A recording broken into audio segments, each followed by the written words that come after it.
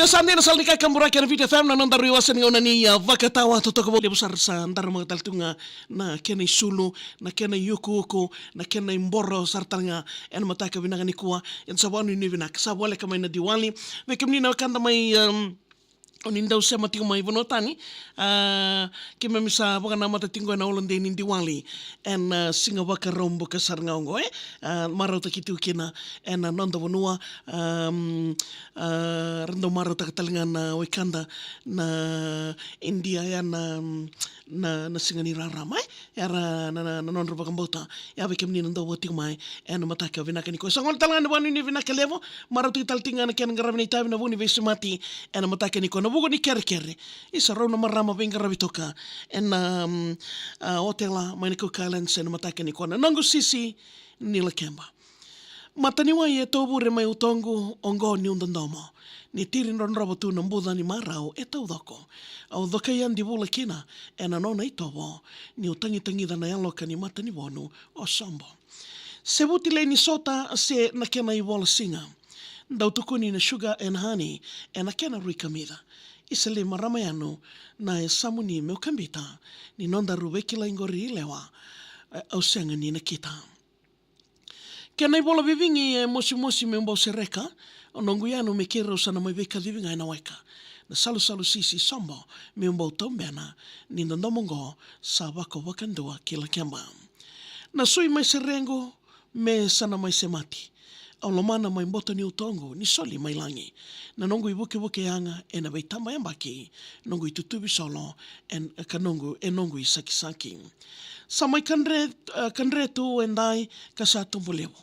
Wowo en rau au kata me nongu buni kau ni wakadengu. Au na solia tunga ki andrena na kena irengu. Ni luto kena na marao ngori me kena tengu. Ndau langa titu na isa na yatu lau e awandina. Au tiloma kina ngueli ni nomun rendre na idambe da minisinga. Au tauri riko ni saseni mate o titukina. Meda ia fika nga to make it true, my dear. Meu na tebuka yani na utongo ni na uto ni nongo itukuni. Ni umusita na nongo nruanrua ni ndanda omoni mbuke. O nongo lewa endelaina moli ena sereki leini boli. E totondi na mayalongo ni ndarudiri e na lasabuni. Au boso tandendre ni alongo sa muloraka. E kani e tengo ni ndaruvindo moni e nandela ni lasa. Ni ndarundu i waga itao tikina ngori ndarungu ile dawa. Komengo wai e wanuan rawisinga venga una ni undau karamada. Sombo nandaru sota e senga saranga ni namaki. Ni tareda ke na kena yavo e na vila samaki. En reve kede na sasanga ni ndaru sabi vina kati au kati iko kina monongu sui ni sarisari. Mwana ilako ki suba e katali taki e kamida ngai maleka na nondaru vila samaki. E wakanga e sota na mekaneta ni usamboletu nga na kambi me rua na madhawa au senatale ni ngai veiwali. Vewa sa ilutu mai ngusungu mo karona ni udawuta. Mongwile dawi koe na kengo i karua. Ni sambolea tu me nomu i tātani mboka. Me nomu i tokani ni taiambe woli e na mbongi wola. Wakamatata taki manda na sui ni serengo sombo au laveta. Ni semali ni nongu sote au na waka marangeta. Au wagatilo usaka ki nona ya wusa o wani rewa. E lewe ni toka ona iwi e lo maitumbo maila kema. Nona ika na kanade au kusima iwe miniti. Ni nona kau wagaturanga ungori leina iwi. Ndole kena na seni kau mboi awa na seni lili. O yaunga wei kondalomani mendaru na wei kamiting. Au tomana na kena dhori na uto ni salu. Waini sudu selinga ni wei rongo kina nomu korni wasu. Maina yatu lau endomoni leko wanua batu. Na maoli e kamida wei au ngai wana navu. Kona ndau karoni ka wagandemeni wei au. Ni sa saini mate otitu kina yatu lau. Au sambolea nangaloba na ua kina bimbi au. Meo dhame mbula e nomu ni mbarawi. Meo sana ngai marao.